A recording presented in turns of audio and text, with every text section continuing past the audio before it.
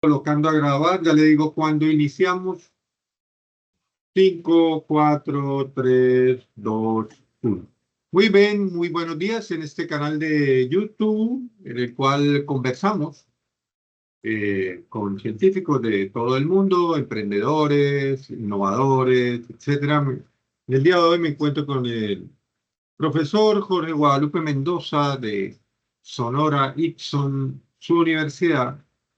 Y la razón de hoy para conversar, pues tuvimos una conversación privada hace poco sobre los temas de la dinámica del sistema, el pensar en sistemas en Latinoamérica.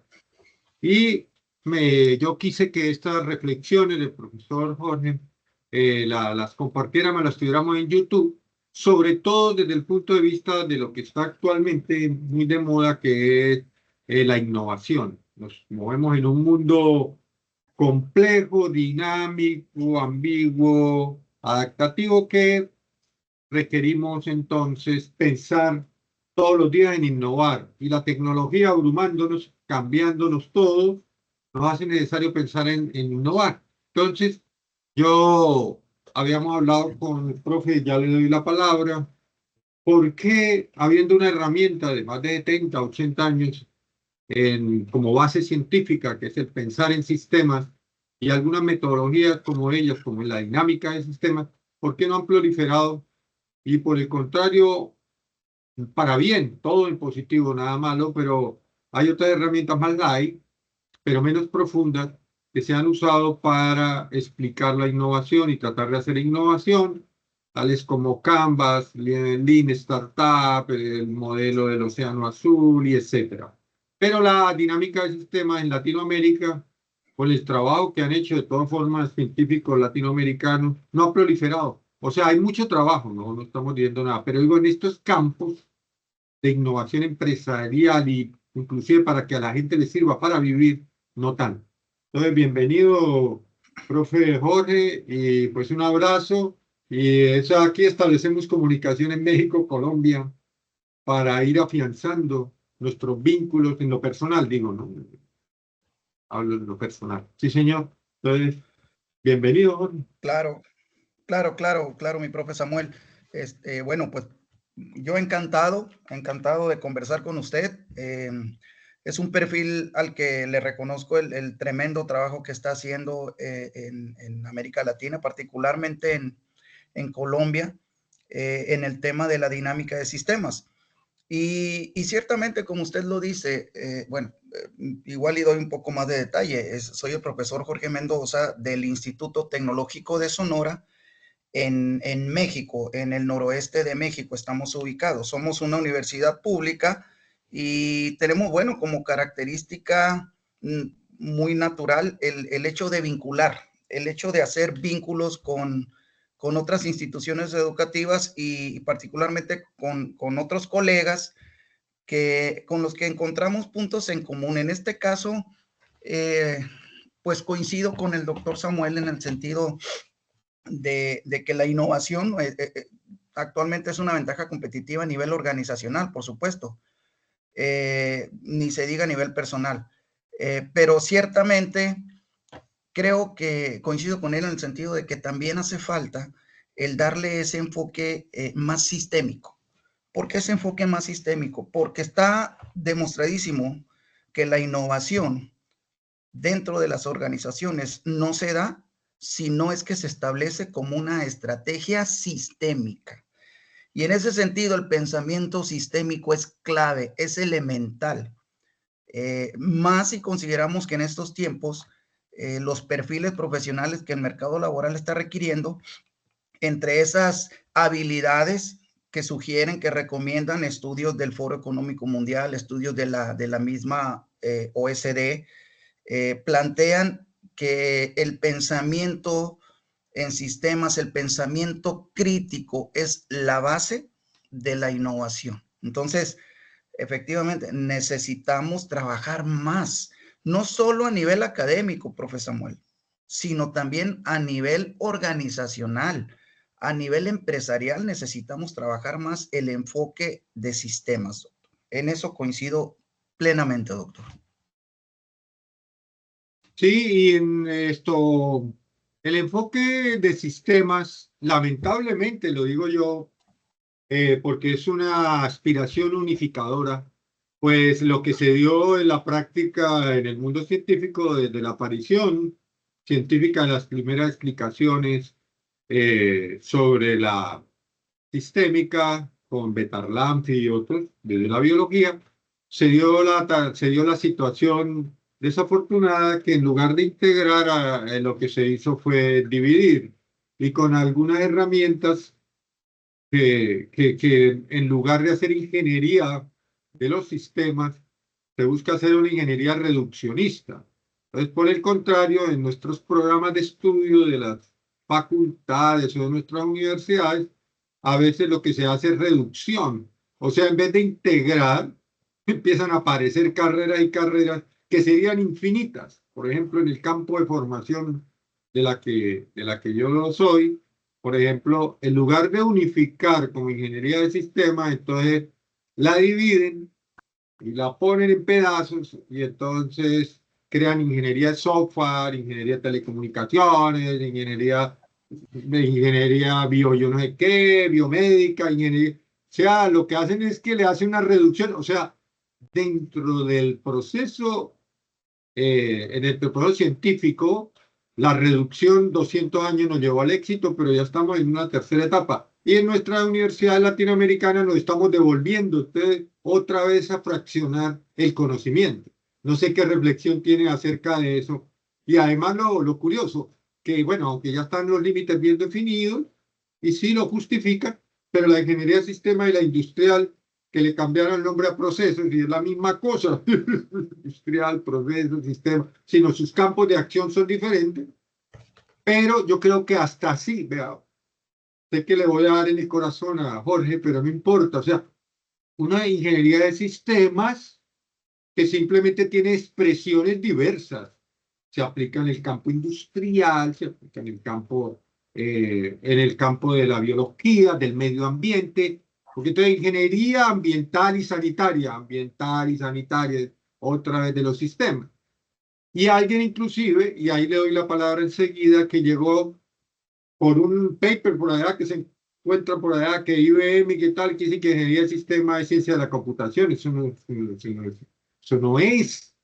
Más bien en la ciencia de la computación no usa las ideas de sistemas en sus andamiajes y en su construcción, pero no puede decir que no. Hay un tipo ahí que entonces, que lo que existe es ciencia de la computación, ¿no? Eso no, para mí entender y en lo que he leído y todo eso, es un error del que escribió ese paper.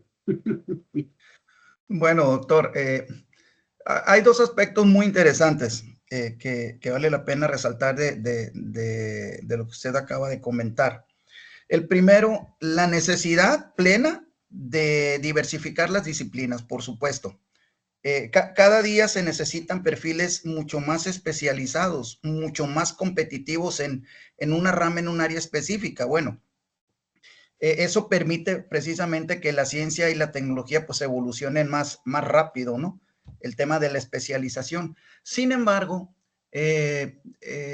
partiendo del principio de sistemas, identificándolo como ese concepto que Chekla nos regalaba, ¿no? En el sentido de tratarse de un conjunto de elementos que tienen una interacción para un fin común, pues, caray, en cualquier disciplina encontramos ese principio, así sea un área de las ciencias sociales, así sea un área de la ingeniería, área de las humanidades. Yo le comento a mis alumnos, son afortunados de estudiar, en el caso del programa de ingeniería industrial, que es en el que estoy ahora mismo asignado, le digo, son afortunados de estudiar una disciplina que les permite tener un enfoque holístico, un enfoque del todo, que les permite desarrollar ese conjunto de habilidades para visualizar el todo como un conjunto de elementos y encontrar, además, entender esa interacción para llegar a un resultado eficiente y eficaz. Y les pongo el ejemplo, el cuerpo mismo es un sistema, la familia es un sistema, la sociedad es un sistema, el universo es un sistema. Todo, a donde voltemos, nos vamos a encontrar con que estamos interactuando en un sistema. Por lo tanto, nosotros somos elementos de dicho sistema. Así que de esa manera yo encuentro la pertinencia del enfoque sistémico y particularmente del pensamiento sistémico absolutamente en todas las disciplinas.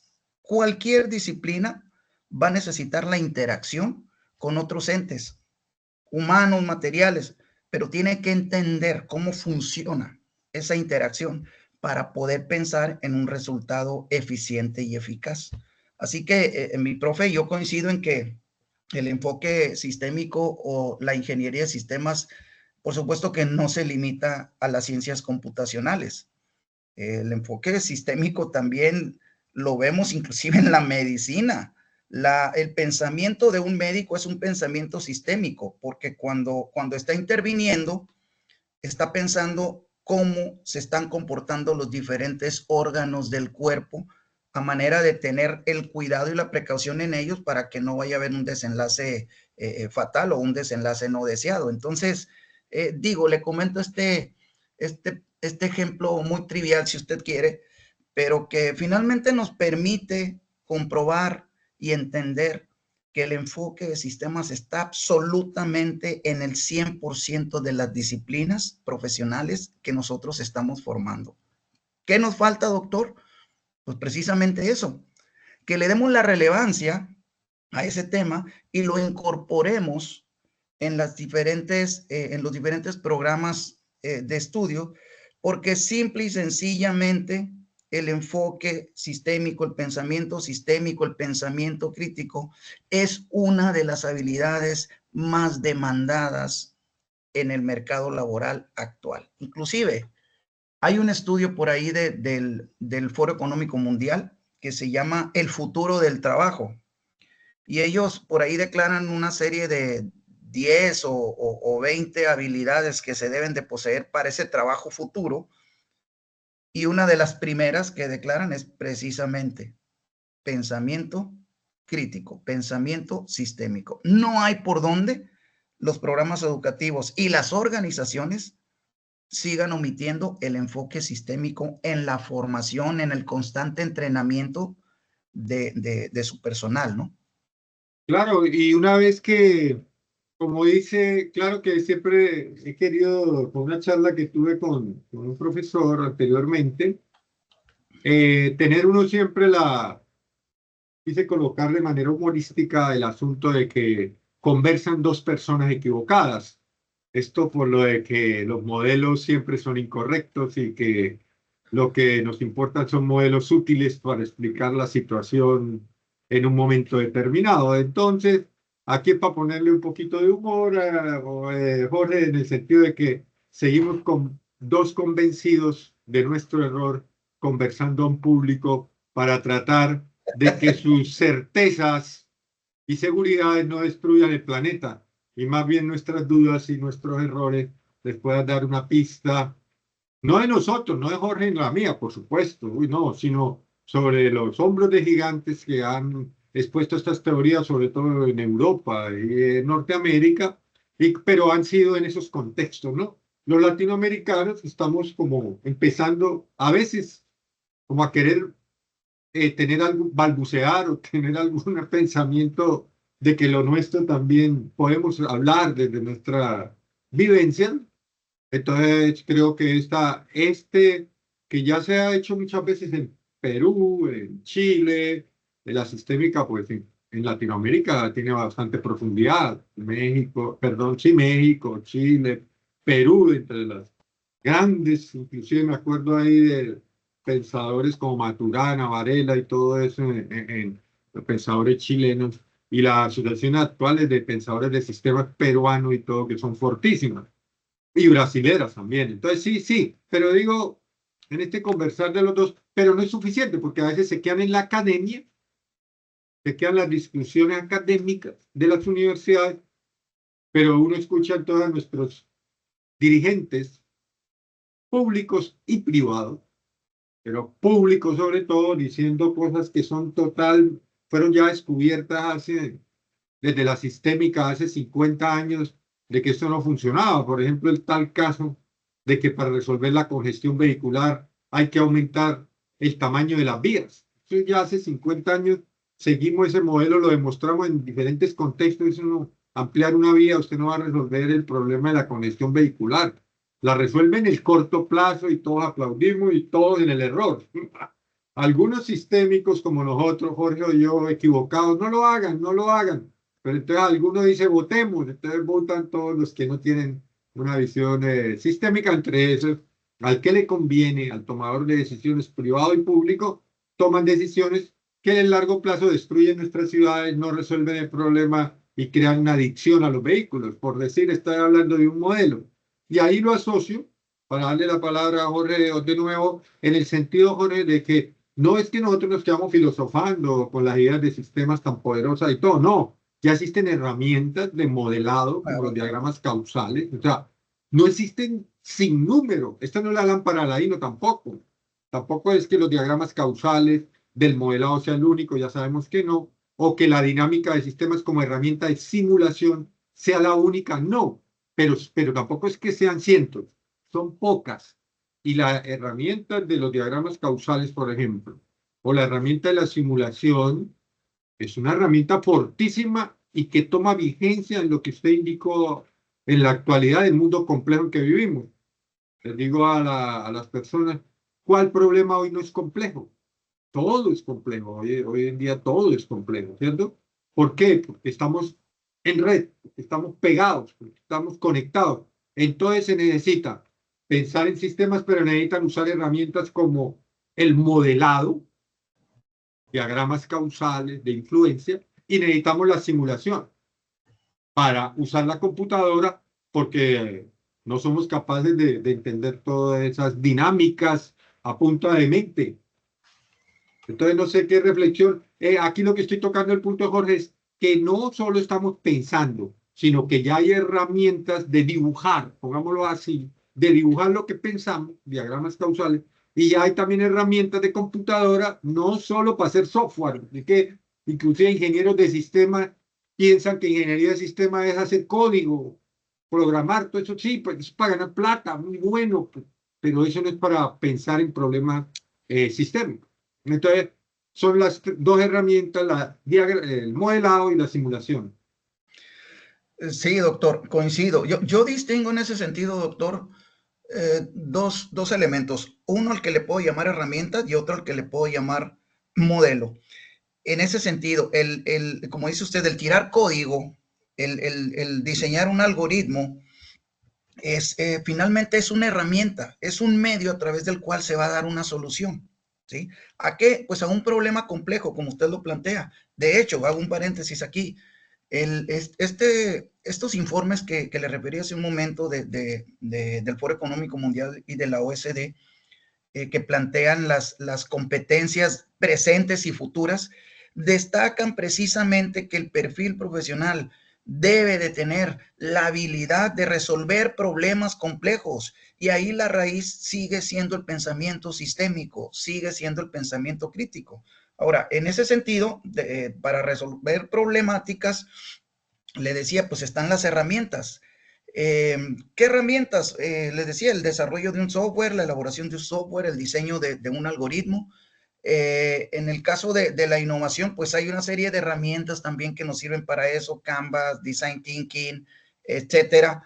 Sin embargo, la base de todo ello sigue siendo una metodología que se fundamente en el pensamiento crítico, en el pensamiento sistémico. Y creo que hay una herramienta muy poderosa que, mire, le cuento una anécdota acá en el caso de mi experiencia como docente en México. Hace 20 años, cuando ingresé a la universidad, el programa educativo para el cual fui asignado contenía una materia que se llamaba dinámica de sistemas, que curiosamente yo recién ingresando a la universidad, bueno, pues fue la primera materia que me asignaron y para mí era algo nuevo, porque yo no sabía ni de arquetipos sistémicos, ni de diagramas causales. Bueno, igual conocía diagramas causales, pero muy sencillos que había aplicado en la industria automotriz en la que trabajé durante 12 años previo a la docencia. Pero no conocía como tal la disciplina de la dinámica de sistemas.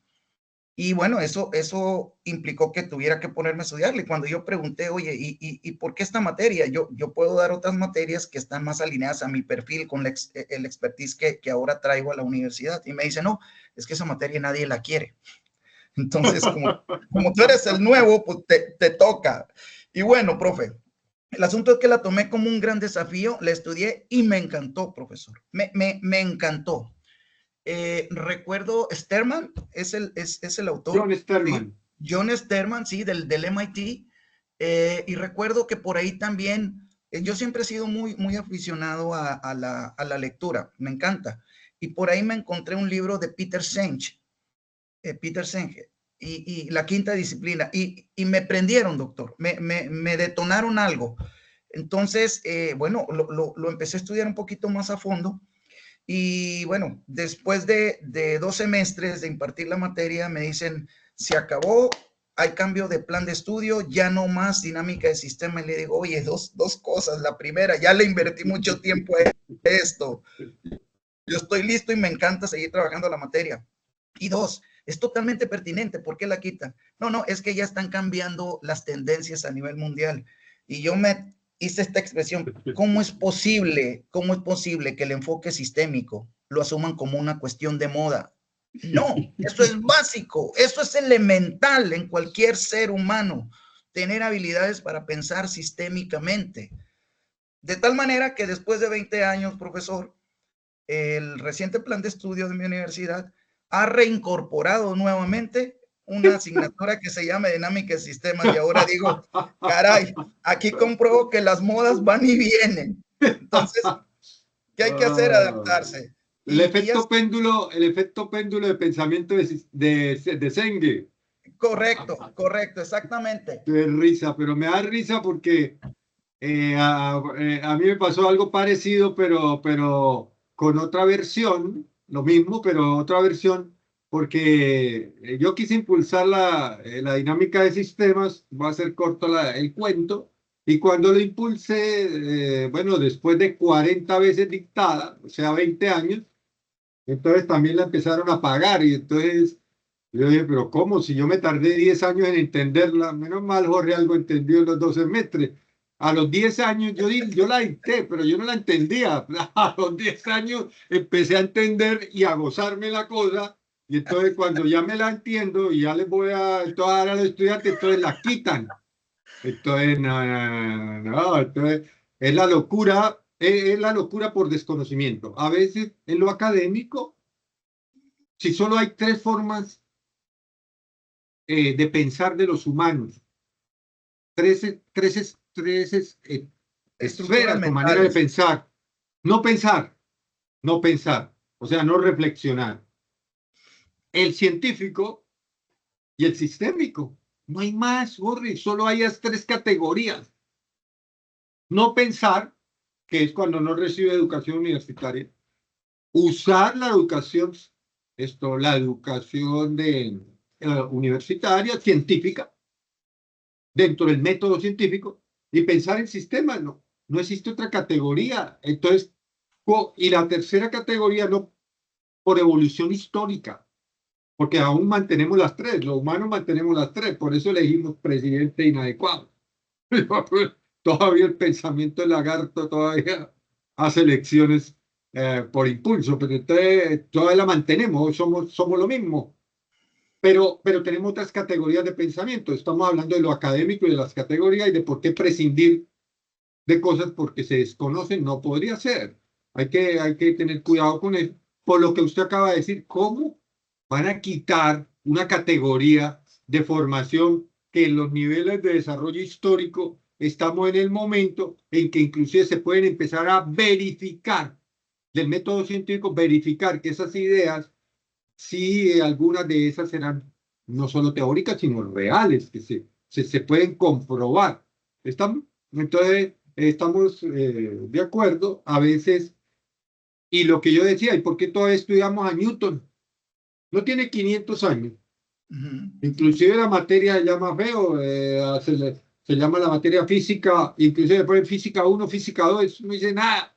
Física 1, física 2. Entonces quítenla, porque ya tiene 500 años.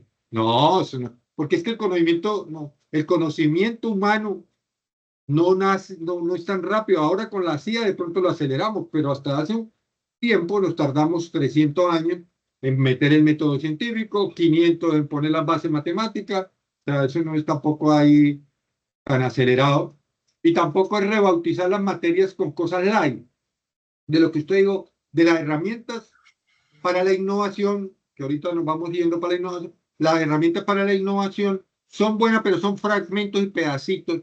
Por eso es esta charla del día de hoy. Son fragmentos y pedacitos del pensar en sistemas, del modelado y de la simulación, que son más exigentes, pero son más profundas en el entendimiento y en la comprensión de los problemas. Porque si usamos, pues, Canvas y Lean Startup y tal, todo el mundo lo entiende, pero entiende un pedacito muy light de lo que es la verdadera innovación. Sí, doctor, a ver, esto que acaba de mencionar, doctor, es algo que, pues en la experiencia de los últimos, que del 2014, 2015 a la fecha, algo en lo que he tratado de generar un nicho de aprendizaje, igual de investigación y también de compartirlo en lo académico, es el tema de la gestión de la innovación. Entonces, parte de lo que he hecho es estudiar algunos modelos tratando de entender cómo sería la manera más fácil de llevarlos, estos modelos para innovar a organizaciones pues que no tienen esa ventaja de ser grandes y de ser parte de un corporativo mundial internacional donde las políticas dictan que hay que innovar, sino llevarlo a las pequeñas y medianas empresas, por ejemplo. Pero necesitamos un modelo para gestionar innovación que sea ad hoc, bajo las condiciones y la naturaleza de lo que son las pymes. Y en esa reflexión, doctor, yo he llegado a la conclusión que para aplicar la innovación, es decir, para ver la innovación como un resultado, se necesita desarrollar el proceso creativo. Y para desarrollar el proceso creativo se necesita pensar críticamente. Y para pensar críticamente necesitamos pensar sistémicamente. Entonces la innovación está directamente conectada con el pensamiento sistémico. Todo, absolutamente todo lo que ocurre dentro de una organización es parte de un sistema. De hecho, así les llamamos, ¿no? Técnicamente, sistemas productivos. Entonces, la innovación como el resultado de un proceso creativo requiere de un conjunto de interacciones, ¿sí?, en común que creen esa sinergia para obtener ese resultado esperado, que es un nuevo producto, un nuevo proceso, etcétera, etcétera. Las metodologías propiamente, en su aplicación, usted hace rato mencionaba que en la academia trabajamos materias de física, inclusive matemáticas, o sea, todo lo que trabajemos dentro de los programas, de curso, inclusive de los planes de estudio, todo absolutamente tiene que ver con un pensamiento sistémico, porque todo está interconectado. El estudiante, en este caso, lo primero que tiene que identificar, que hay una malla curricular. Y yo les digo, ustedes tienen que identificar desde la materia que llevan en su primer semestre hasta la materia última de su octavo, noveno o décimo semestre, cómo las van a conectar, porque ahí está la habilidad de utilizar el conocimiento. Pero tienen que verlo como sistema, porque cada materia es un elemento del sistema que se llama ingeniería industrial, le digo, en el caso de la disciplina con la que trabajo. Y entonces, volviendo al tema de las herramientas para gestionar la innovación, así usted aplique Canvas, aplique Design Thinking, inclusive aplique elementos de juego serio, lo que aplique para desarrollar la creatividad y potenciar la innovación requiere de ser visto y tiene como base el pensamiento sistémico. No hay otra manera. No hay otra manera de obtener resultados si no es a través del pensamiento sistémico, de conectar ese grupo de elementos, de entes, donde cada uno tiene un valor y la suma de ese valor es mucho más que la de la unidad, ¿no? Entonces, esto recurriendo a la teoría de sistemas, ¿no? El Claro, ¿no? tema Y aquí metiéndonos, inclusive, bueno, yo a veces soy provocador, pero no por ofender, sino, pero a veces uno entiende mal, tal, uno provoca. pero la provocación es como para el comentario respetuoso, pero otros no lo entienden así, y una vez en el mundo de hoy, la red y todo lo que ponen es atacar de una. Entonces les digo, por favor, por ejemplo, si digo algo provocador, pues no van a colocar en los comentarios nada ofensivo ni nada, porque les habla un hombre equivocado, les habla un hombre equivocado. Simplemente son reflexiones porque estamos en el mundo de los absolutos y entonces tú eres una cosa u otra. Pero bueno, hagamos la provocación. La provocación que hago, Jorge, es que, por ejemplo, el emprendimiento en Latinoamérica o en los que yo he visto, de los centros de innovación de emprendimiento, están equivocados. Latinoamérica y todo eso. ¿Por qué? Porque es apelando a las ideas, a la idea de los muchachos y todo, y eso causa frustración. Si usted lo pone a tirar corriente y todo, y no está en un ecosistema de innovación, yo creo que eso ya se ha comprendido todo eso, pero en estas fases históricas de patrocinar emprendimiento, de haga, usted puede solo, usted le puede ocurrir cualquier idea puede cambiar el mundo, es muy difícil y lo que causa son frustraciones. Entonces aquí, en cambio, pensando en estas cuestiones más profundas de análisis, si nos ubicamos, entonces yo llamaría que innovar o crear empresas o emprendimientos sería más que la idea o la cuestión que le ocurre sería más de comprender.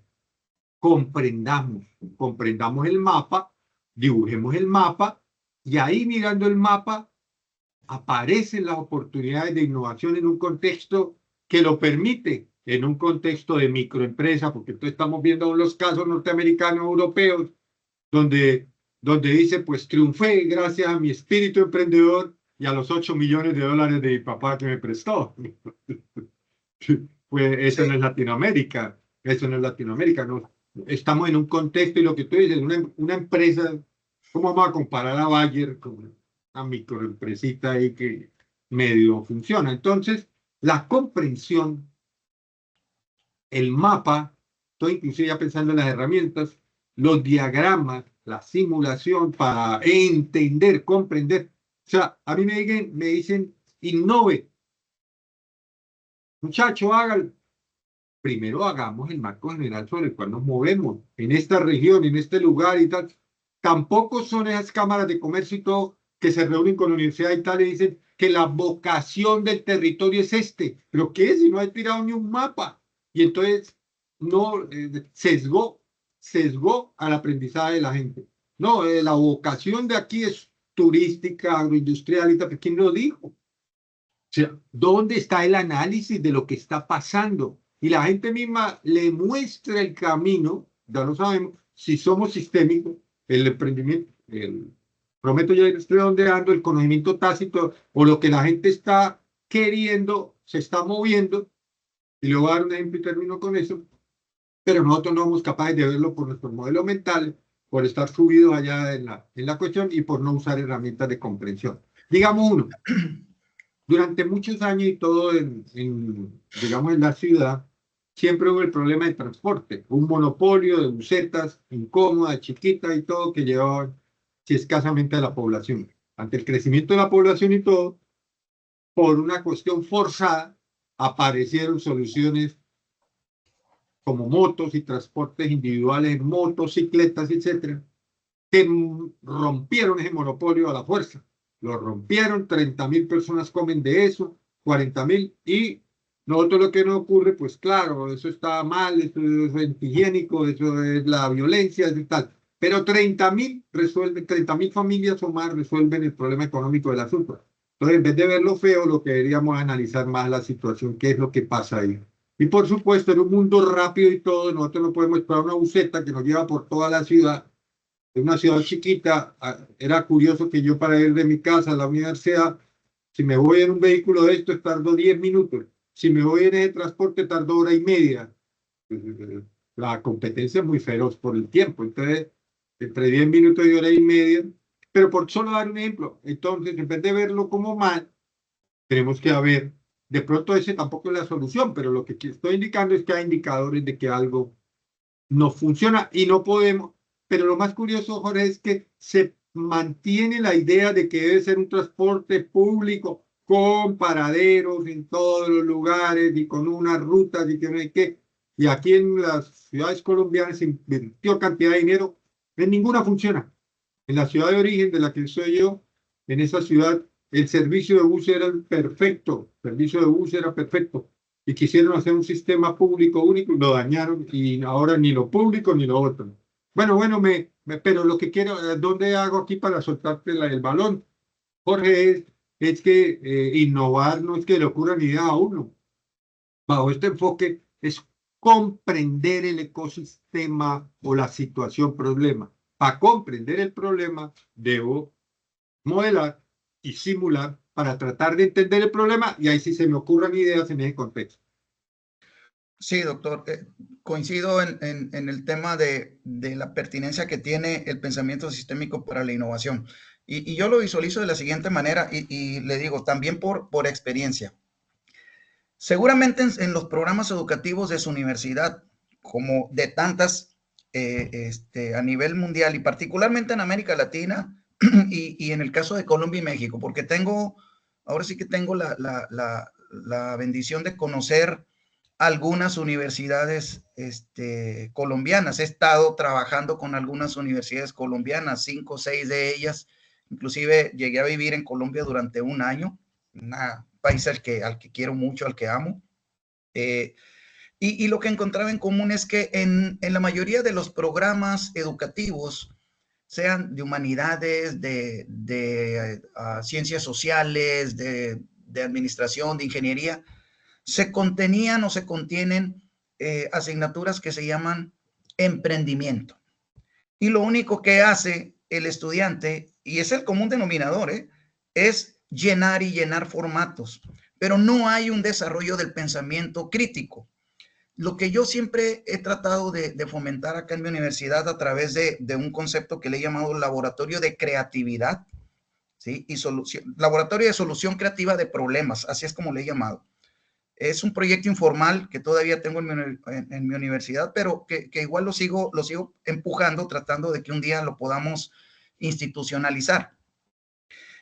Lo que hago es emplear precisamente las herramientas de juego serio para propiciar el pensamiento sistémico. Y esto es posible utilizando Legos, utilizando otras herramientas como Wake Up Brain, que es de un ilustre colombiano también, autoría de un colombiano, utilizando Visual Thinking, etcétera, un conjunto de herramientas en las que el enfoque no sea llenar papeles ni pensar en una unidad de negocio como principio, sino pensar en la incubación de una idea que sea sostenible, porque eso es lo que en un segundo momento, cuando yo emprenda la unidad de negocio, pues precisamente me va a garantizar el sostenimiento de la misma. Entonces, hay una gran diferencia entre emprendimiento y lo que es innovación. Ahora, ¿cómo entendemos la innovación y cómo la relacionamos con el pensamiento crítico en términos prácticos? Primero, la innovación, en una definición simple, muy personal que su servidor ha adoptado, es que se trata de una novedad en un contexto específico donde no existía, ¿sí?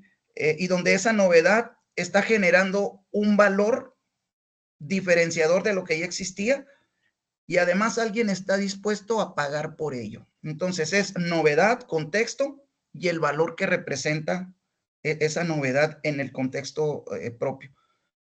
Desde esta definición, le digo, tan sencilla, tan somera, me parece que el tema del enfoque de sistemas implica precisamente que si tú identificas la novedad, necesitas un pensamiento crítico, necesitas ser analítico, necesitas, como dice usted, identificar el ecosistema para saber dónde se encuentra la necesidad, para identificar dónde se encuentran esos recursos que te van a permitir hacer el abordaje de la solución a esa necesidad. De tal manera que desde esa perspectiva, doctor, tenemos que la innovación necesita como base pensamiento sistémico y hay que ser creativo ¿sí? Hay que crear, hay que definir una idea sostenible antes de pensarla en una unidad de negocio. Eso es lo que las universidades tenemos que hacer. Yo les digo, en lugar de estar impartiendo una materia que se llame emprendimiento, en la que solamente estás llenando papeleos, un formato acerca de, no sé, de cómo diseñar el negocio, de cómo hacer un plan de negocios, etcétera. Primero, enseña, entrena en pensamiento sistémico, en pensamiento crítico al estudiante, ¿sí? Porque la unidad de negocio va a llegar pues, casi por sí sola cuando el estudiante se garantice una idea que es sostenible a través del tiempo, una novedad que es sostenible a través del tiempo. Claro, hablar de sostenibilidad en temas de ideas, pues está evolucionando tan rápido la ciencia y la tecnología que cada vez la brecha es más corta, ¿no? Entonces, pero bueno, tú partes de una idea a la que en un momento dado pues la tienes que adaptar o la tienes que evolucionar, pero es eso lo vas a conseguir a través de pensar sistémicamente, de pensar críticamente. Entonces, fomentemos que en las universidades tengamos programas donde en lugar de estar incubando una unidad de negocio, nos dediquemos a incubar ideas con potencial innovador, ideas sostenibles, con un enfoque sostenible. Y eso lo podemos hacer. Le comentaba, eso es algo que yo estoy haciendo acá con algunos de mis estudiantes, inclusive tratando de involucrar a un conjunto de profesores, pero bueno, usted sabe que romper ese paradigma, ¿sí? En lo que es el perfil docente, pues no es fácil, es complicado. Es complicado que el docente entienda que tiene que romper ese paradigma, que tiene que evolucionar también en términos de que si habla de innovación, tiene que ser el primer innovador en el aula. Si voy a dar una cátedra de emprendimiento, tengo que ser el primer emprendedor. Si voy a dar una cátedra de innovación o de creatividad, tengo que ser el primer innovador, el primer creativo dentro del aula. Y eso contagia al estudiante. Entonces ahí está el desafío de combinar esas herramientas que propician el desarrollo creativo y potencian la innovación, pero desde un enfoque sistémico, en todas las disciplinas, porque esa es una característica transversal en los perfiles profesionales. Pensamiento crítico, creatividad, innovación, pensamiento sistémico, solución creativa de problemas complejos, flexibilidad cognitiva y otras tantas habilidades que se recomiendan para los perfiles de esta era, son pertinentes en todas las disciplinas. No hay una sola que no requiera ese tipo de masa crítica o ese tipo de formación en el recurso humano que estará ejerciendo en algún momento dado. Bueno, Jorge, esta charla, quién sabe cuántos la vea, porque una hora nadie mira y nos 10 segundos, pero yo lo quería hacer para que quede ahí en nuestro canal de YouTube, en el canal que yo tengo de YouTube, como unas herramientas que a veces cualquiera de pronto, así como a usted le ocurrió cuando lo obligaron a dictar su materia de dinámica del sistema, o cuando alguna vez yo no le comenté esto, pero el profesor debe existir, debe estar vivo por ahí. Nos dio una charla Hernán López Garay, un venezolano muy teórico de los asuntos del sistema.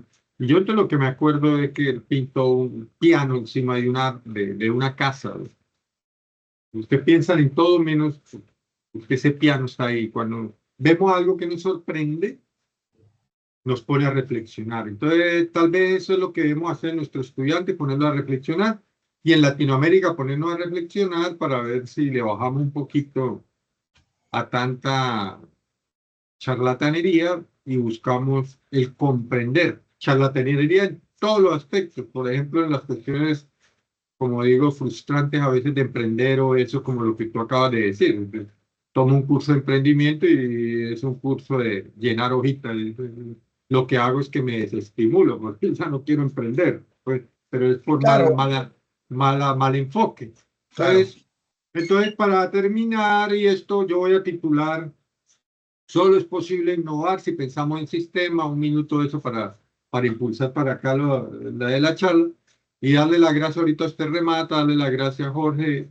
Y bueno, no es la última vez, sino ahí seguimos conversando, pero estos podcasts o esta grabación, como digo, no tengo un gran público, pero no importa, porque lo que importa es que queden ahí, mientras YouTube lo permita, pues queden ahí para reflexión.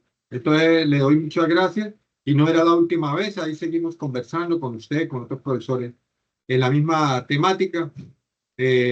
¿Cómo es? Uno siempre conversa con los convencidos del tema de uno. Entonces, muchas gracias, Jorge. No, definitivamente, doctor, con mucho gusto. Me encantó esta charla que tuvimos y seguramente vendrán más, doctor, porque creo que es el desafío. No importa cuántos te escuchen en este momento. Lo importante, doctor, es que esto que estamos aportando es una pequeña semilla que en algún momento va a generarle valor a alguien. De eso estoy convencido. O sea, esto va a trascender más allá de nuestra existencia en este momento, de nuestra vigencia como docentes o de nuestra existencia en este mundo. ¿Por qué razón? Bueno, porque así ha sido la evolución de la ciencia. O sea, usted mencionaba hace un rato Newton. Pues Newton hace mucho de sus teorías, ¿sí? Y todavía están vigentes. O sea, claro, no me comparo con un nivel de científico de ese grado, pero por supuesto, la analogía es en el sentido de entender que por más pequeña que sea que sea la aportación o por más insignificante que podamos ver el trabajo que estamos haciendo, creo que esto en algún momento va a tener un impacto, en algo va a contribuir. Estoy seguro de ello. Y yo creo que ahí la clave es que nosotros no quitemos el dedo del renglón y que sigamos trabajando sin querer convencer a nadie, simplemente trabajando, aportando, ya por sí solo se convencerá quien se quiera sumar a este tipo de proyectos, pero seguir trabajando en esto, doctor. Así que se cuenta conmigo y seguramente tendremos otro encuentro y podremos hacer trabajo conjunto, con mucho gusto.